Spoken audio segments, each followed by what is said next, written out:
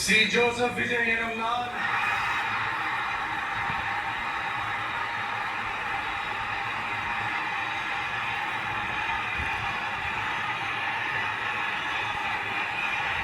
சட்டப்படி அமைக்கப்பெற்ற இந்திய அரசியல் அமைப்பின்பால் உண்மையான நம்பிக்கையும் மாறா குற்றம் கொண்டிருப்பேன் என்றும் இந்திய நாட்டின் ஒப்பில்லாத முழு முதல் ஆட்சியையும் உரிமையையும் நிலை நிறுத்துவேன் என்றும்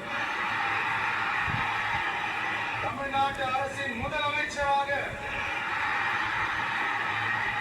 உண்மையாகவும் உளச்சான்றின்படியும் என் கடமைகளை நிறைவேற்றுவேன் என்றும் அரசியல் அமைப்பிற்கும் சட்டத்திற்கும் இணங்க அச்சமும் ஒருதலை சார்பும் இன்றி விடுப்பு வெறுப்பை விலக்கி